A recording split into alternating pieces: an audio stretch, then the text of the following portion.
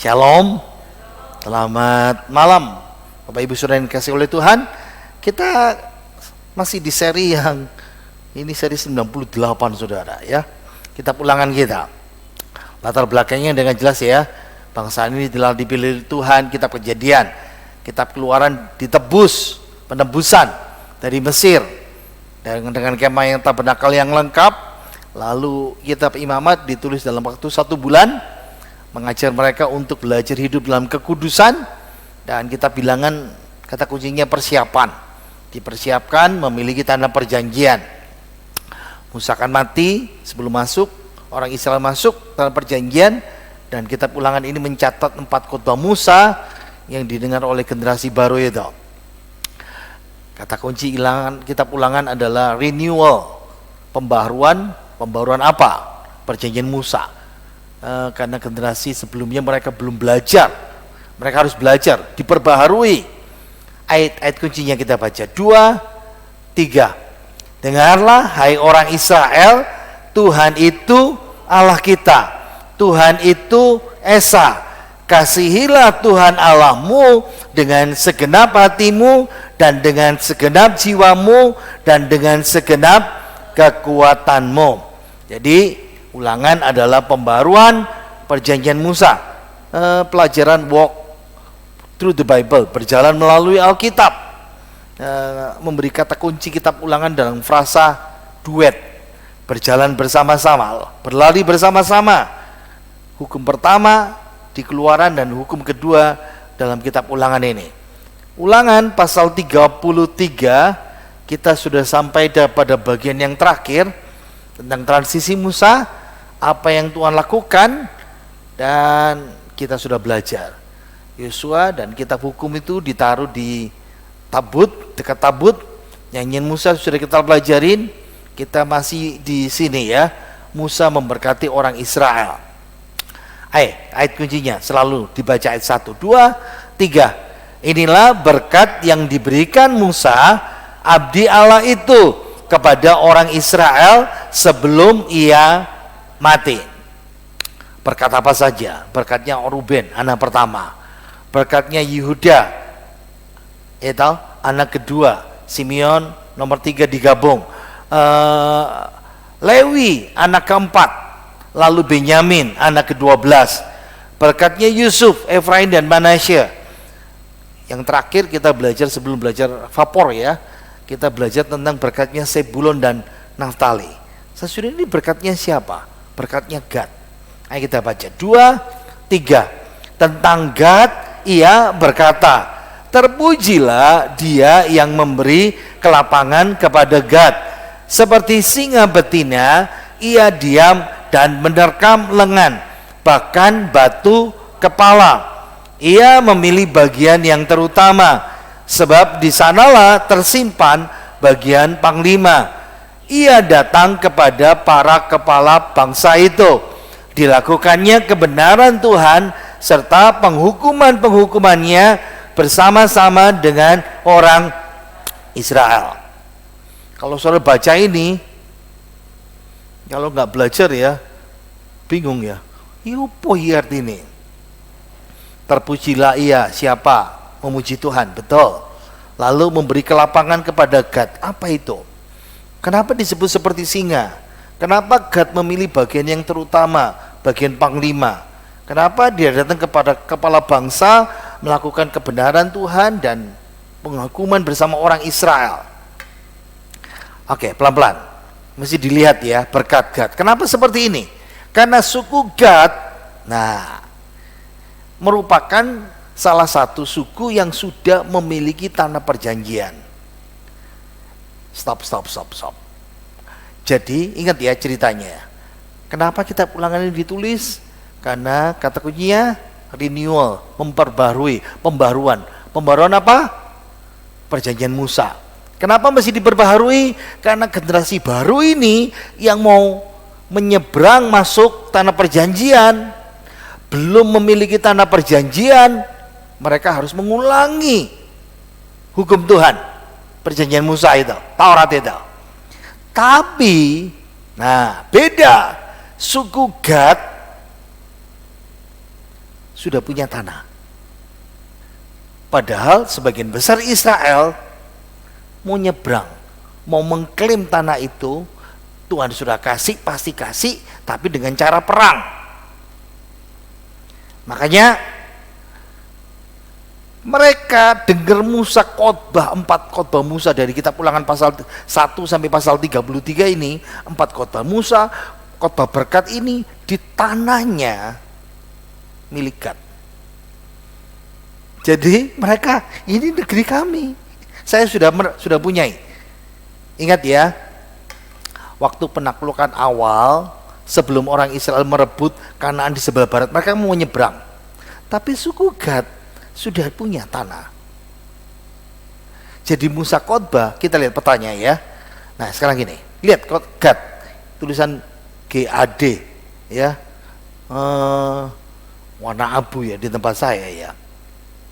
Ini lokasi Ulangan, 4 khotbah Musa, berkat Musa, wilayahnya di Gad. Mereka dengar ini sekarang di tempat Gad itu. Jadi agak beda ya, makanya dikasih khotbahnya berkatnya beda. Nah untuk ngerti masih dengar berkatnya Yakub dulu. Di Kejadian 49 berkat Yakub untuk Gad. Ternyata berhubungan. Ya, kita baca ya. Kejadian 49 ayat yang ke-19. 2, 3. Gad, ia akan diserang oleh gerombolan, tetapi ia akan menyerang tumit mereka. Gad. Nah, kalau dalam bahasa Ibraninya itu Gimel dan Dahlet. G sama D. Tidak ada vokalnya ya. Orang Ibrani itu tidak perlu vokal. Tidak perlu vokal kayak kita nulis di WA itu ya, banyak singkatan kan. Ini kadang-kadang apa ini singkatan nih. Nah, orang Ibrani sama seperti ini. Gad itu kita lihat di sini gambarannya. Seperti perkemahan. Sebetulnya ini bicara tentang troops, pasukan. Jadi ayatnya sudah kelihatan. Gad ya. Nah, kalau kita tanya Gad itu siapa? Putra pertama dari budak Lea. Budaknya Lea namanya Silva. Ini saudara kandungnya Asher. Nah, Gad itu trup, pasukan atau yang menyerang. Stop, balik lagi ayatnya. Baru kita tahu. Oh, Gad itu pasukan, trup yang menyerang, tapi dia diserang. Nah, kalau dari mulai asal mulanya, Gad ketika lahir, Lea berkata, mujur telah datang. Makanya Gad itu namanya mujur, nasib baik. Nah kalau dia orang Batak, untung nama nih gitu ya. Kalau dia orang Cina, ini hoki namanya itu. Nah seperti itu ya. Kenapa Lea berkata mujur? Kok Lea ya? Bukan Silva ya. Ingat, Silva itu miliknya Lea. Jadi Lea berhak mengatakan anaknya Silva ya anak saya, milik saya. Nah, ingat dia kan tidak punya, ingat dia kan tidak dicintai suaminya. Nah, seperti itu. Nah, di berkatnya Yakub, baik lagi di sini. Inilah berkat Yakub. Ayatnya banyak ya, kata-katanya banyak. Tapi dalam bahasa Ibraninya itu cuman 6 kata Ibrani, 6 kata. Ayat 19 ini. Tapi dari 6 kata itu 3 katanya itu plesetan kata Gad. Ya, kalau bahasa Inggris kelihatan ya. Gad, troop, overcome. Nah, kata kerja kalau gadat kata kerjanya ya, overcome, untuk masuk atau untuk menyerang. Jadi pasukan yang menginvasi, menyerang, masuk seperti itu. Tunggu dulu. Jadi ternyata Yakub bicara bahwa Gad itu perang, pasukan, tapi diserang, tapi nyerang balik, seperti itu. Nah, akhirnya kita bisa mulai paham itu kejadian. Padahal ini kan berkat Musa di Ulangan. Nah, serangan perbatasan, ingat, negeri Gad itu di perbatasan sama musuh banyak. Nah, itu paling banyak diserang oleh suku-suku asing. Balik lagi di sini. Lihat ya. Ada tulisan Gad di situ. Sementara serangan perbatasan paling banyak masuk dari arah sana. Saya mulai diam-diam mikir, hebat ya Yakub ini ya. Bapaknya itu nggak tahu gimana nanti, di mana tempat tinggalnya, tapi bapaknya sudah khotbah, bernubuat, memberkati anaknya. Kamu pasti banyak diserang anakku, karena tempat mereka tinggal mereka di situ. Jadi Yakub yang sudah tua, ya ingat ya, karena Roh Kudus ya, firman Tuhan juga ya, tahu semangat berperang, semangat pantang mundur dari anaknya Gad ini. Tapi Gad ini menjadi bantuan untuk suku-suku yang lain. Jadi Yakub sudah menubuatkan suku lain ya, suku Israel yang lain ya, Israel kan 12 suku.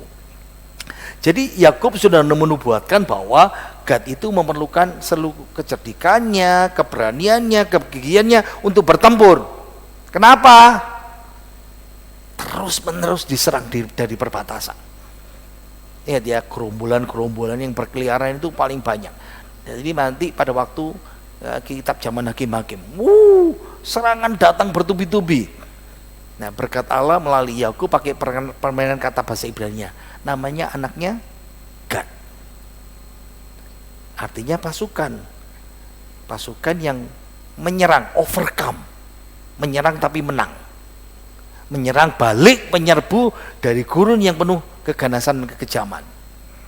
Ya ingat ya, Arab itu kan artinya campuran, banyak suku campuran kumpul jadi satu, makanya disebut Arab seperti itu.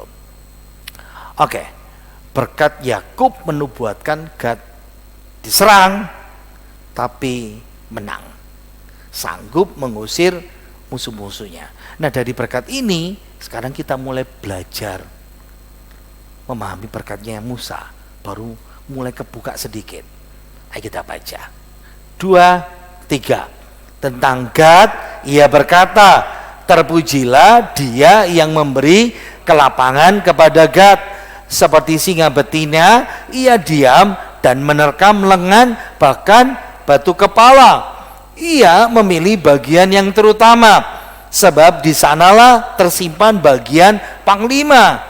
Ia datang kepada para kepala bangsa itu, dilakukannya kebenaran Tuhan serta penghukuman-penghukumannya bersama-sama dengan orang Israel. Berkat Gad yang pertama, memuji Tuhan. Terpujilah dia yang memberikan kelapangan kepada Gad. Ingat ya, kelapangannya apa? Dapat tanah warisan lebih dulu dan besar. Dan Musa memuliakan Allah yang sudah memberikan kelapangan itu. Berbulan-bulan mereka mau nyebrang, nunut di rumahnya Gad itu. Ya, paham ya? Tapi ingat, berkat ini selaras juga ya dengan tanggung jawab dan keberhasilan perang. Mereka harus tetap berangkat perang. Nah, masalah pikiran kita kan gini, katakan sudah dapat tanah, makanya berkat Musa ini hubungan nanti perang di masa depan itu. Kenapa? Balik lagi, mereka mau menyeberang dan musuh yang ada di tanah Palestina itu ada 7 bangsa. Ulangan pasal 7. Lihat ya, sengaja saya kasih, kalau saudara lihat gambar topografi ini, masih ingat khotbah kemarin ya. Nah, pasal 3. Tapi di tanah Palestina yang memiliki negeri ini, lihat ya, yang warna kuning. Het, Girgasi, Amori, Kanaan, Feris, Hewi, Yebus, 7 bangsa. Paham ya? Nah, saya hubungkan dengan sekarang.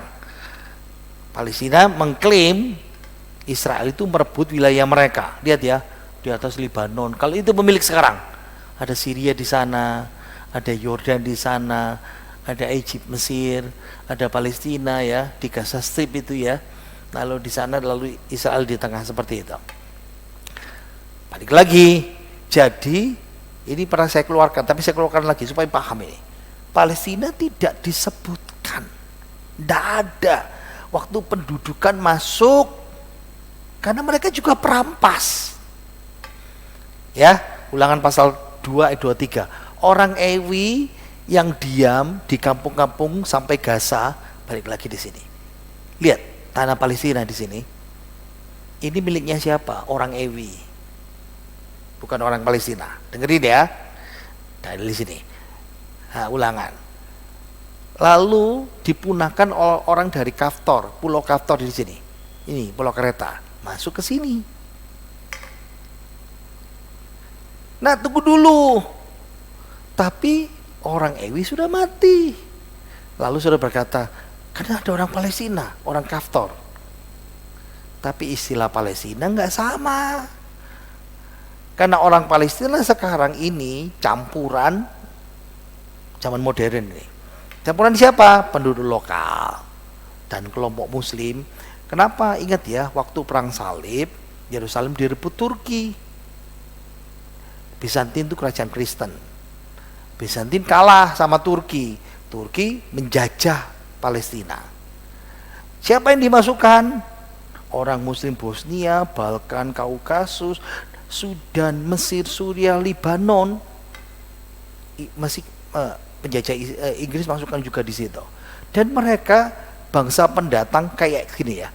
Indonesia pernah dibuang di Suriname. Orang Indonesia yang di Suriname sampai sekarang orang Jawa masih banyak di sana. Yang tua-tua pun masih pakai bahasa Jawa. Nah, ini sama, orang Palestina sekarang itu seperti ini. Siapa? Dari Bosnia, Balkan, Kaukasus, Sudan, Mesir, Suriah, kawin campur di situ. Jadi ini disebut, dunia menyebutnya Palestina, tanah Palestina. Tapi kenapa disebut tanah Palestina? Balik lagi Alkitab, zaman dulu. Tapi sekarang Palestina itu siapa? Pokoknya yang di luar Israel pakai bahasa Arab itu orang Palestina. Harus dipahami ya. Jadi jangan samakan. Ini bangsanya Yebus yang punya Yerusalem sudah selesai. Goliat Filistin tidak ada lagi. Tidak ada lagi di sana tuh, sama sekali. Jadi kalau ditanya orang Palestina dari Kaftor itu juga perampas, tapi Israel datang duluan dari sejarah. Tapi kalau disebut Palestina sekarang, itu bukan bangsanya Goliat. Sudah tidak ada lagi. Karena mereka pendatang juga di abad ke-16. Dan Israel memiliki negeri itu 3.000 tahun. 3.400 tahun sebelumnya. Oke, sekarang balik lagi Gad ya, penerapan. Gad itu diberkati Tuhan. Tanahnya dikasih tanah lapang. Allah harus mendapat kemuliaan. Tiap kali kita diberkati Tuhan, dikasih kekuatan, itu semuanya dari Tuhan. Amin. Nah, sekarang berkat berikutnya. Seperti betina, seperti singa betina, Gad dia diam, menerkam lengan bahkan batok kepalanya. Nah, ini paling susah. Kenapa Gad kok disebut singa betina? Balik lagi ya, mau enggak mau mesti lihat ilmu pengetahuan. Saya suka National Geographic. Nah, singa betina itu pemimpin kelompok singa yang berburu. Nah, gini-gini nih. Singa yang pakai surai itu rajanya, lakinya. Raja itu punya, istri banyak. Jadi singa-singa betina itu tidak punya surai. Nah, singa betina ini yang cari makan, memimpin perang. Baru nyantol. Oh, Gad itu yang memimpin perang seperti itu. Ayo kita lihat ya, klip ini cukup panjang.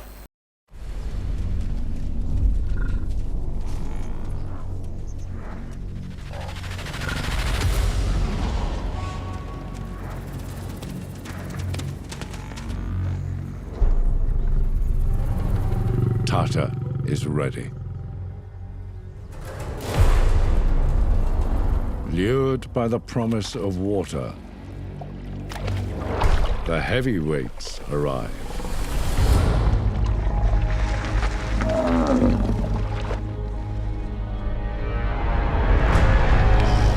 Enormous beasts with enormous thirst and enormous horns.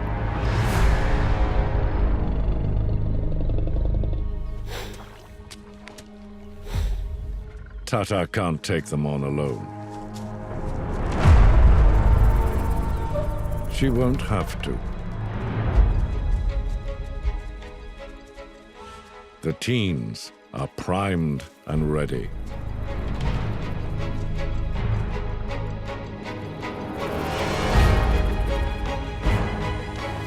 Time to see what the boys can do.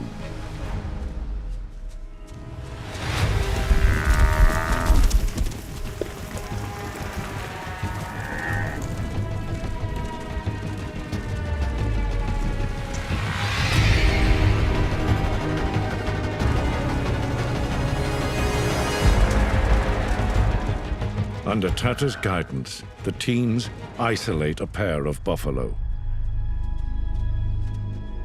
Female and calf. Perfect.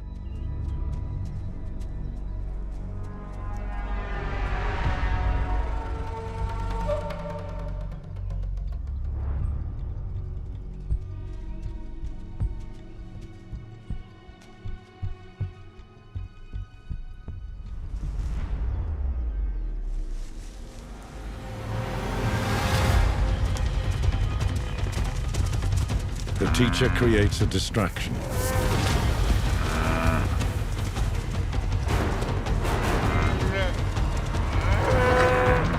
While her students go in for the mother of all prizes.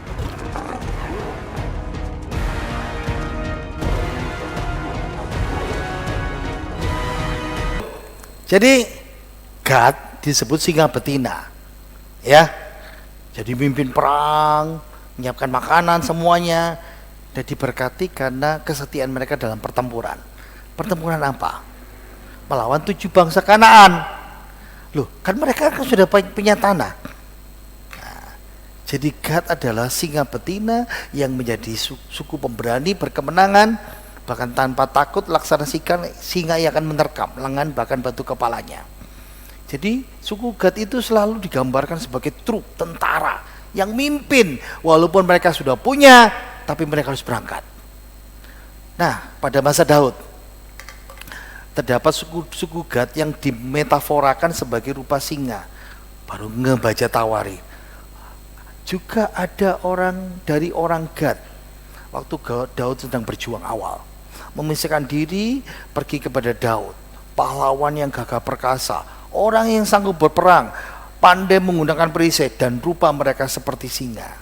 Musuh manusia kayak macan. Ingat ya, ini lagi nomor 1. Karena Gad sudah dijuluki dari awal sama papanya, sama Musa pada zaman Daud juga.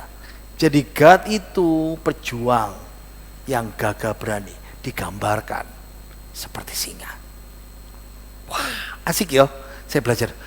Keren juga ya belajar firman Tuhan ini ya. Next, ayo baca kuning 2, 3. Ia memilih bagian yang terutama, sebab di sanalah tersimpan bagian panglima. Nah, apa itu maksudnya? Ingat balik lagi, Gad sudah punya tanah. Di tempat mereka sekarang ini dengar kotong musik, rumahnya Gad. Sementara 10 suku setengah yang lain belum punya. Nah, tapi Gad dia memilih bagian yang terutama. Di sanalah tersimpan bagian pala. Kenapa mereka pilih tanah itu? Karena kita belajar, ini saya ambil dari kitab Bilangan. Selalu connect ya. Ingat ya, ketika suku-suku Ruben dan Gad diberkati dengan ternak kawanan domba yang besar. Wow, kayaknya negeri ini paling cocok buat kami di daerah Transjordan itu. Karena ini kan pasal 32 minta sama Musa. Karena pasal sebelumnya 31 rampasan mereka banyak jutaan, ratusan ribu, sorry. Makanya mereka minta tempatnya, kami tinggal di sini. Ya, kawasan tinggi utara selatan Transyordan. Tanah Yaeser, tanah Gilead, itu perbatasan wilayah Amon di selatan tadi itu ya. Yaeser itu sekarang Kirbat Yazir. Nah, ada 3 foto yang kita bisa lihat ya. Nah, ini cocok untuk peternakan mereka. Kaya raya mereka di situ. Dan dulunya tanah ini miliknya Raja Og di Basan, Raja Sihon. Siapa? Raksasa-raksasa. Dan mereka perang mengalahkan tempat itu. Tidak berpenghuni, istri anaknya ditinggal di situ. Kalau saudara membayangkan ya, ini wilayah Transyordan, pemimpin kedua kelompok itu minta Musa, Pak Musa, izin, kami tinggal di sini saja. Kan kita sudah tundukkan. Nah, permintaan mereka, ingat ya, tinggal di Transyordan berarti tidak mau nyebrang, tidak masuk, karena kami sudah punya tanah, cocok. Makanya frasa kedua cocok, dikatakan, iya siapa? Gad datang kepada kepala bangsa itu. Siapa? Musa. Berikutnya Yosua. Tapi, nah di sini dilakukannya kebenaran Tuhan, tetap berangkat. Untuk apa? Menghukum 7 bangsa. Meskipun tidak ikut pindah, nah itu suku Gad, Ruben dan Manasye komit. Kami, tentara kami tetap berangkat. Nah itu agak menakutkan ya. Saudara bisa bayangkan ya, baru memiliki lalu mereka pergi berangkat perang. Para laki-laki 20 tahun ke atas sampai umur 50-60 itu berangkat perang yang kuat-kuat. Sementara yang 20 tahun ke bawah berarti anak-anak dan para wanita istri ditinggal. Dan mereka perang gak setahun 2 tahun, belasan tahun. Tapi stop, cocok. Ia datang kepada para kepala bangsa itu, Gad yang mimpin perang. Wow. Jadi kepala bangsa siapa?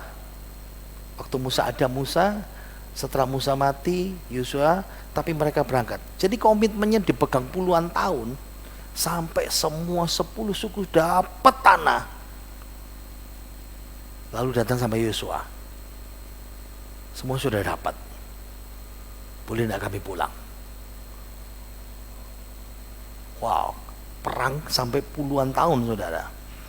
Nah makanya suku Gad dapat bagian apa? Panglima duluan, tapi tetap setia bergabung 10 suku supaya 10 suku bisa mengatasi masalah. Sampai suatu saat misalnya ya, Yosua bilang, kamu loh jangan malas-malas suku yang lain. Tapi Gad yang memimpin lagi, merebut tempat mereka itu. Gad menjadi penggerak pertama dan giat sekali supaya semua suku dapat. Nah kalau sudah baca dalam Bilangan 32 dan Yosua pasal 4, Gad itu disebutkan pertama sama sebelum suku Ruben. Padahal Ruben lebih tua. 10 suku mendapatkan milik pusaka, Yosua yang nentukan. Tapi Gad, Ruben, setengah Manasye mereka dapat warisan pada zamannya Musa. Makanya Yosua pasal 22, pasal terakhir 24 ya, Yosua melepas mereka, hormat sungguhan. Semua sudah dapat, baru mereka pulang. Makanya kalau udah belajar gitu, oh kayak gitu ya, saya bisa paham itu. Jadi suku Gad, putra pertama Silva, budak perempuan Lea, dapat berkat seperti berkatnya Sem. Kenapa kasih disamakan? Berkat Sem, Kejadian 9 ayat 26. Terpujilah Tuhan Allah Sem. Kenapa Sem? Kenapa Israel disebut Semitik? Bangsa Semitik karena nenek moyangnya. Ingat ya, Nuh punya anak Sem, Ham dan Yafet. Bangsa Semitik Israel.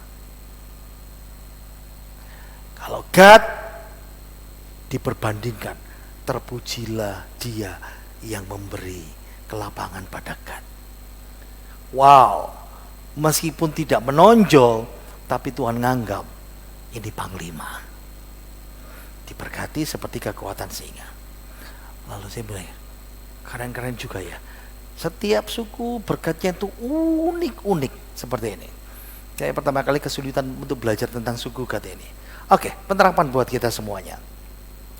Hari ini kita belajar ya berkatnya Gad. Panglima, kelapangan tanah, seperti singa, trup pasukan.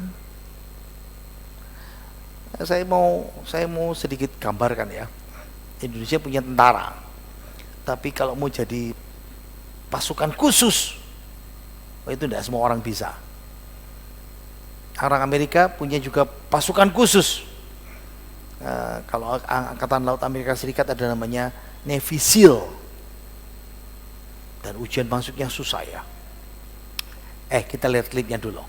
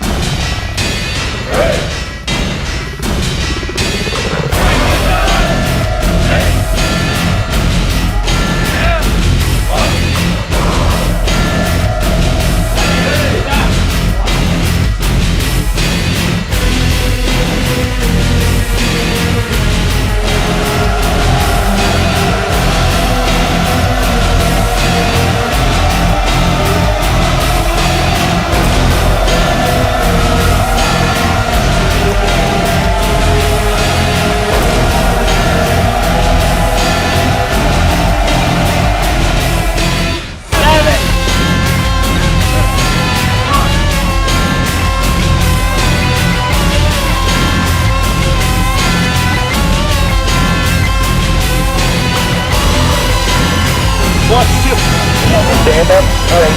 That's what I thought. You weren't doing anything on that end, were you?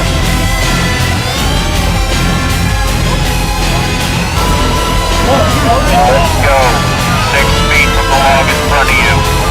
What's the problem?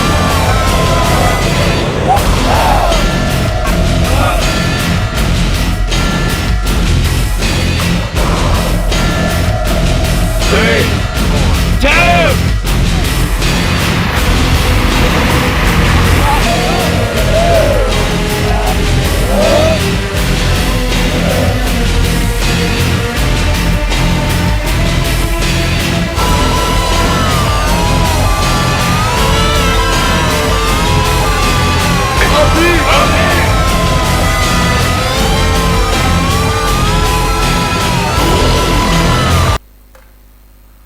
Jadi tentara sulit, tapi jadi pasukan khusus lebih sulit lagi. Trainingnya berbulan-bulan. Ada ujian namanya BUDS, Basic Underwater Demolition SEAL Training. 110 jam tanpa tidur. Bawa kayu tadi itu berjam-jam di atas kepala.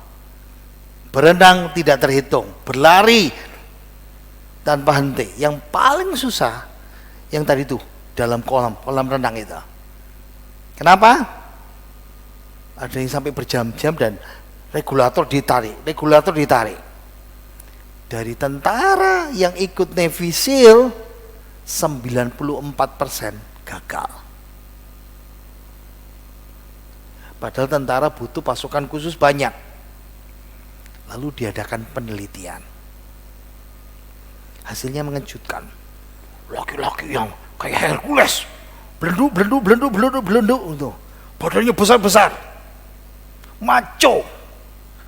Saya kan cuma satu belenduk gitu, itu beda itu yang wah, ternyata mereka banyak gagal. Tahu enggak yang banyak lulus jadi pasukan khusus? Siapa? Tahu? mantan sales mobil. Itu yang paling banyak. Lalu dicari. Ternyata kenapa? Mereka sudah terbiasa ditolak. Jualan mobil beribu-ribu kali. Jualan gagal, biasa. Jadi orang gigih lewat itu semuanya. Jadi pikiran kita kan orang maju, oh pasti masuk ini. Tapi banyak gagal. Tentara hebat yang kuat-kuat gagal.